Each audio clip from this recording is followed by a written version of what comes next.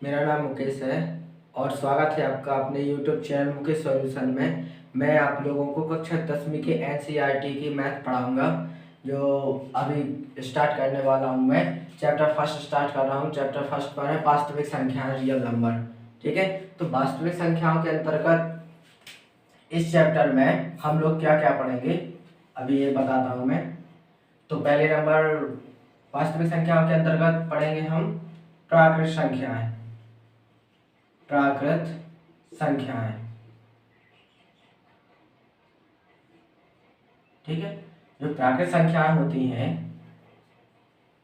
तो प्राकृत संख्याएं जो 1 से प्रारंभ होती हैं और 1 से प्रारंभ होती है 1 2 3 4 5 जाके फिर प्लस इन्फिनिटी तक लिख सकते हैं प्राकृत संख्याओं को। जो 1 से प्रारंभ होती है और अंत तक जाती है वो प्राकृत संख्याएं कहलाती हैं, ठीक है। और फिर इसके बाद पढ़ेंगे पूर्ण संख्याएं। पूर्ण संख्याएं, ठीक है। पूर्ण संख्या होल नंबर होते हैं। तो पूर्ण संख्याएं 0 से प्रारंभ होती है, 0 से प्रारंभ होती है 1 2 3 ऐसे डॉट डॉट करके कहाँ तक, प्लस इन्फिनिटी तक, यानी कि अनंत तक जाती है, ठीक है। फिर इसके बाद पढ़ेंगे पूर्णांक। फिर इसके बाद है पूर्णांक। जो पूर्णांक होते हैं इंटीजर कहलाते। तो पूर्णांक होते हैं तो माइनस इन्फिनिटी से लेकर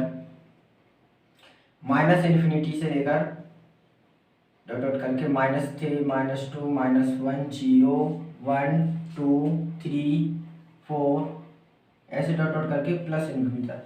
कहने का मतलब ये है कि जो माइनस इन्फिनिटी से लेकर प्लस इन्फिनिटी तक होते हैं टोटल पूर्णांक होते हैं, तो ये इस साइड के कहलाते नेगेटिव इंटीजर यानी कि ऋणात्मक पूर्णांक, और इस साइड के कहलाते पॉजिटिव इंटीजर कहलाते हैं, ठीक है, यानी कि धनात्मक पूर्णांक कहलाते हैं। फिर इसके बाद पढ़ेंगे परिमेय संख्याएं। परिमेय संख्याएं, ठीक है। जो परिमेय संख्याएं होती हैं रेशनल नंबर, ठीक है। जो परिमेय संख्याएं होती हैं वे संख्याएं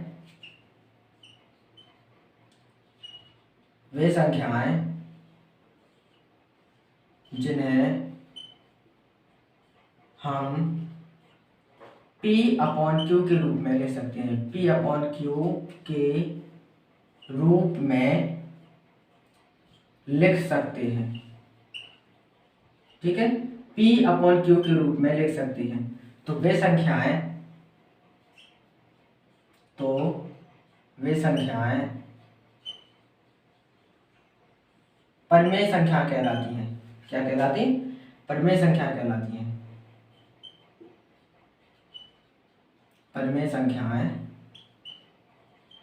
कहलाती हैं, ठीक है।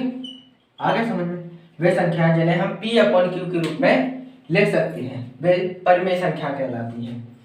तो परिमेय संख्याओं के अंतर्गत जैसे एग्जाम्पल लिख लें, जैसे 1 मिनट, हाँ, इसमें P और Q क्या होते हैं? P और Q पूर्णांक होते हैं, जहां P और Q पूर्णांक है एवं Q not equal to 0। Q equal to 0 नहीं होना चाहिए, ठीक है। यदि Q इक्वल टू यहाँ 0 हो गया तो ये इन्फिनिटी हो जाएगा, ठीक है। यहाँ इसलिए Q इक्वल टू 0 नहीं होना चाहिए। एग्जाम्पल के लिए देख लें इसमें, जैसे उदाहरण,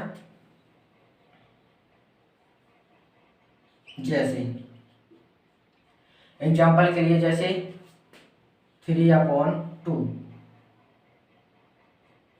5/9, ठीक है। तो ये परिमेय संख्याओं के उदाहरण है। और भी जैसे देखो 9/11, ये सभी परिमेय संख्याओं के उदाहरण हैं, ETC, ठीक है। अब इसके बाद है अपरिमेय संख्याएं। अपरिमेय संख्याएं,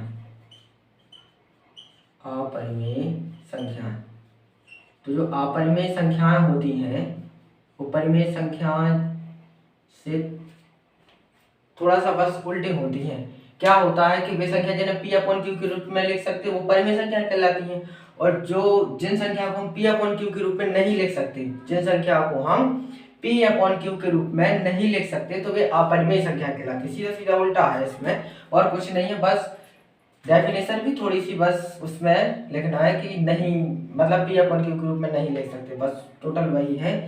वे संख्याएं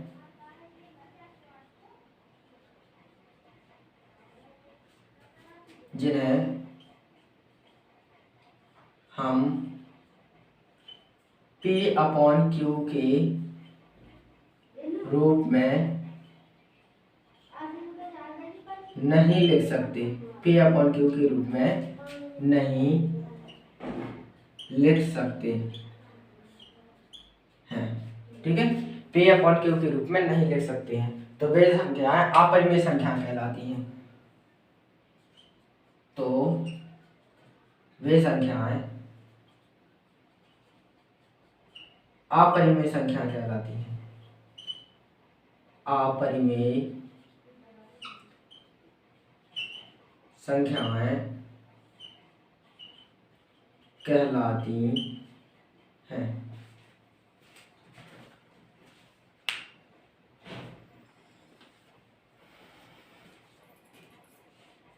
इसमें भी कंडीशन वही रहती है कि जहां पी और क्यू पूर्णांक है, जहां पी और क्यू पूर्णांक है एवं क्यू नॉट इक्वल टू 0, ठीक है। तो अपरिमेय संख्याओं के हम उदाहरण देखें तो अपरिमेय संख्याओं के उदाहरण क्या क्या हो जाएंगे। अपरिमेय संख्या हो जाएंगी, जैसे अपरिमेय संख्या के उदाहरण जो रूट के अंदर जो संख्याएं होती हैं तो वो सभी अपरिमेय संख्या हो जाती हैं, जैसे √2, √3, √5 और साथ में पाई भी क्या होता है, अपरिमेय संख्या होती है। पाई हो तो वो अपरिमेय संख्या होती है, ठीक है।